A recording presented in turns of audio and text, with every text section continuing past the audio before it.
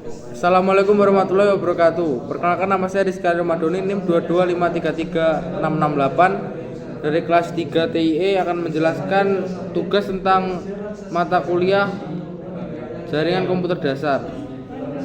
Yang pertama, jaringan memengaruhi kehidupan kita.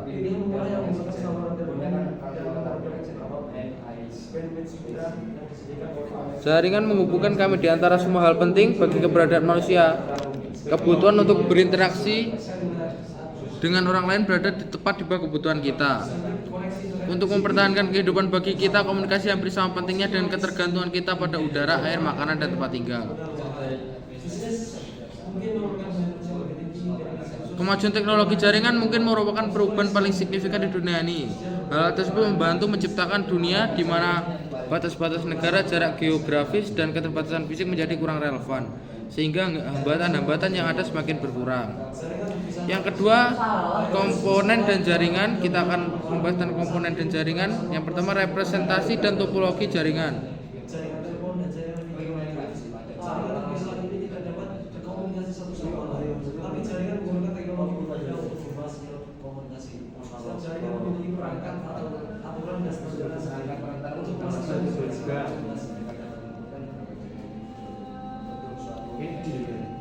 Peran tuan rumah atau host role. Jika Anda ingin menjadi bagian dari komunitas online global, komputer, tablet, atau ponsel Anda harus terhubung ke jaringan terlebih dahulu. Rekan ke rekan. Perangkat lunak, klien, dan server biasanya dijalankan pada komputer terpisah, namun ada juga kemungkinan satu komputer digunakan untuk kedua peran tersebut secara bersamaan. Perangkat akhir jaringan yang dikenal dengan perangkat akhir adalah untuk membedakan satu perangkat akhir dan perangkat akhir lainnya. Setiap perangkat akhir di jaringan memiliki alamat. Ketika perangkat akhir memulai komunikasi, perangkat tersebut menggunakan alamat perangkat akhir tujuan untuk menentukan kemana harus menyampaikan pesan. Perangkat perantara menghubungkan masing-masing perangkat akhir ke jaringan. Selanjutnya ada media jaringan dan periksa pemahaman Anda tentang komputer jaringan. Di sini ada kuis. Lanjut ke representasi dan topologi jaringan. Yang pertama, representasi jaringan. Arsitek dan administrator jaringan harus mampu menunjukkan seperti apa jaringan mereka nantinya. Mereka harus dapat dengan mudah melihat komponen mana yang terhubung dengan komponen lain.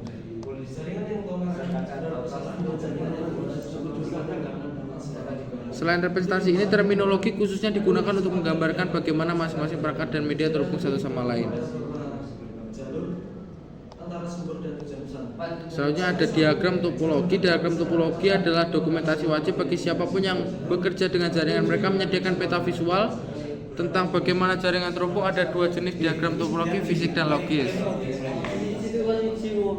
Diagram topologi fisik dan diagram topologi logis.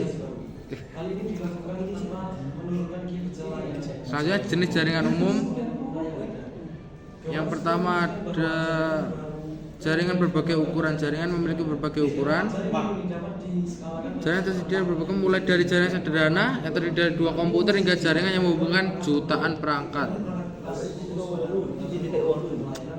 Jaringan kantor kecil dan rumah memungkinkan untuk bekerja di rumah. Selanjutnya, internet adalah jaringan terbesar.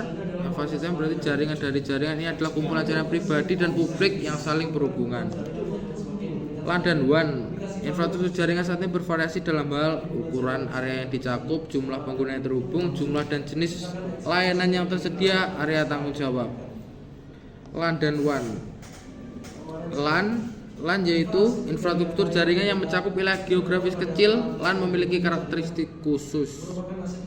Selanjutnya WAN yang menghubungkan dua LAN. WAN adalah infrastruktur jaringan yang mencakup wilayah geografis yang luas. WAN biasanya dikelola oleh penyedia layanan SP atau penyedia layanan internet ISP. Selanjutnya Internet adalah kumpulan jaringan yang saling terhubung di seluruh dunia. Selanjutnya internet dan extranet. Ada dua istilah yang mirip dengan istilah internet dan extranet.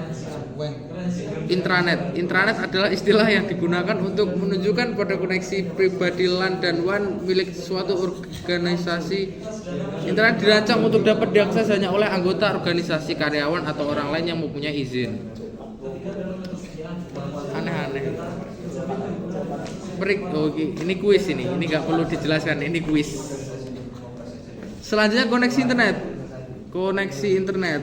Jadi sekarang Anda memiliki pemahaman dasar tentang apa yang membentuk sebuah jaringan dan berbagai jenis jaringan.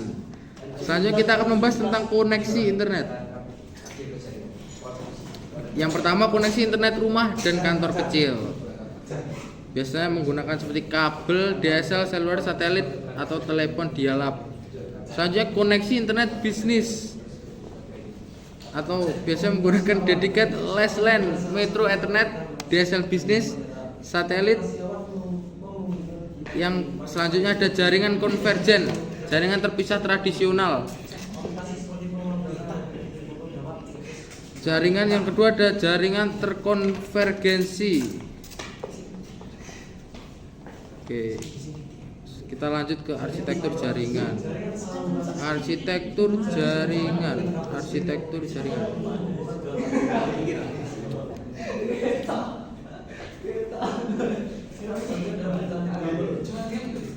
Pernahkah Anda sibuk bekerja online namun internet mati? Seperti yang Anda ketahui sekarang, internet tidak mati, Anda hanya kehilangan koneksi ke sana. Ini sangat membahas frustasi. Dengan begitu banyak orang di dunia yang mengandalkan akses jaringan untuk bekerja dan belajar. Maka jaringan harus dapat diandalkan. Dalam konteks ini, keandalan berarti lebih dari sekedar koneksi Anda ke internet. Topik ini berfokus pada 4 aspek keandalan jaringan. Saking berkembangnya jaringan, kita telah mempelajari bahwa ada 4 karakteristik dasar yang harus diperhatikan oleh arsitek jaringan untuk memenuhi harapan pengguna. Yang pertama, toleransi kesalahan. Yang kedua, skalabilitas. Yang ketiga, kualitas layanan. Dan yang terakhir adalah keamanan. Kita langsung, karena di sini banyak sekali, kita langsung saja loncat ke keamanan jaringan. Karena terlalu banyak ini. Kita loncat ke keamanan jaringan. Mana? Kok iso nyapa? Urung.